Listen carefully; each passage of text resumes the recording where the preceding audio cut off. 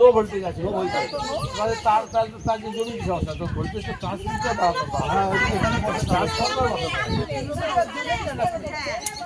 Transformer বসাতে হয়। ঠিক আছে, এই মধ্যে এমপির কাজ ছিল, এমএলএ কাজ ছিল, ওটা ঠিক আছে।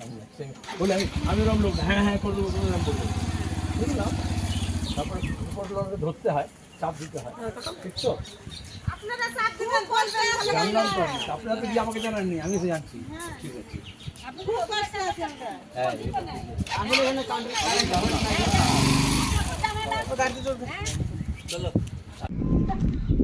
পরিযায়ী শ্রমিকদের তো ফেরত নিয়ে আসতে হবে। দেখেছেন তো চুরি কি হচ্ছে, আর এই তৃণমূল তো বিজেপিকে নিয়ে এলো আমাদের রাজ্যে।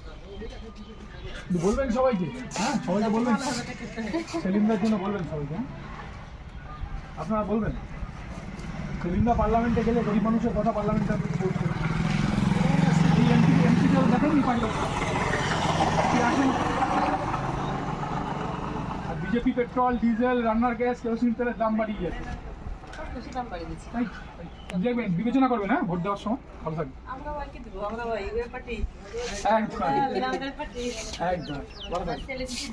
সেলিমকে দেবেন, সবাইকে বলবেন। আপনারাই আমাদের বল ভরসা, আপনারাই আমাদের বল ভরসা। আপনারা ভোট দিলেই সেলিমদা জিতবে, বলবেন সবাইকে, হ্যাঁ ভালো থাকবেন।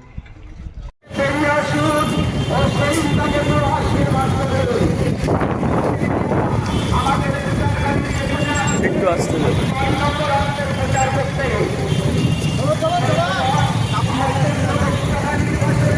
মোহাম্মদ সেলিম ৯ নম্বর অঞ্চল পরিদর্শন করতে আসছে। আপনারা বাড়ি থেকে বেরিয়ে আসুন, আমাদের প্রচার গাড়ির পেছনে সেলিমদার গাড়ি আসছে। আপনারা তাকে একটু আশীর্বাদ করে মোহাম্মদ সেলিমকে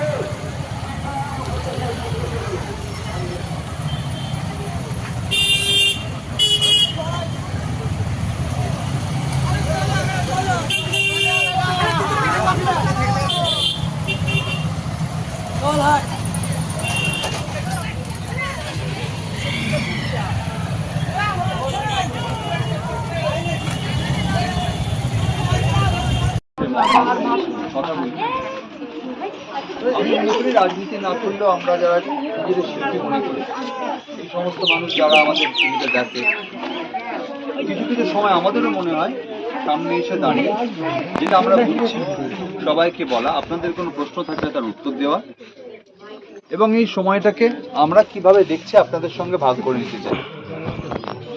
আমরা যারা সাধারণ মানুষ, আমরা রাজনীতির সমর্থক, আমি নিজের সমর্থক, কিন্তু রাজনীতি করি না, কোনো দলের কর্মী নই, কিন্তু সমর্থন নিশ্চয়ই আছে। আমরা মনে করি যে আমাদের মতো সাধারণ লোকেদের কাছে নির্বাচন একটা অত্যন্ত গুরুত্বপূর্ণ বিষয়, কারণ এই একটা সময় বড় বড় নেতারা, মন্ত্রীরা এই একটা সময় আমাদের কাছে আসে। এই একটা সময় আমাদের হাতে আছে একটাই অস্ত্র, সেটা হচ্ছে ভোট, যেটা আমরা দিতে পারি। কিন্তু ভারতবর্ষে আমি আপনাদের বলবো যে রাজনীতিতে বহু বড় বড় লোক, রবীন্দ্রনাথ ঠাকুর, নজরুল ইসলাম, তারা বহু সামাজিক ইস্যুতে নানা সময় রাস্তায় নেমেছে, লেখা লিখেছে, নাইট উপাধি ছেড়ে দিয়েছে রবীন্দ্রনাথ সাহেবদের অত্যাচারের প্রতিবাদে। আপনারা জানেন এগুলো। তাহলে আমরা একজন সামান্য শিল্পী, সামান্য অভিনেতা, আমরা যদি মনে করি যে সময়টা আমরা আছি, সময়টা আমাদের খুব ভালো সময় নয়, তাহলে আমার মনে হয় যে আমার আপনাদের সাথে কথাগুলো ভাগ করে নেওয়া উচিত। যেহেতু ভোট আসন্ন লোকসভা নির্বাচনে রাজ্যের প্রতিটি প্রান্তে বামফ্রন্ট প্রার্থীদের জয়ী করুন।